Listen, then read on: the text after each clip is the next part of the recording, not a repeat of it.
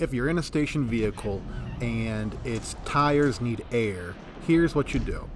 First thing, go to the garage and get this, a tire gauge. If you open the driver's side door of any vehicle, it'll have a little chart on the frame that'll tell you how much air pressure each tire needs. This one needs 35 psi in the front and 35 psi in the rear. With your tire gauge, put it onto the tire stem and it will tell you how many psi of pressure is inside. This one's a little low.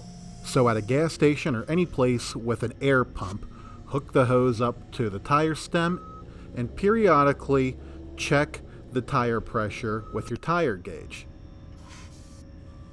We're right on the money with this one.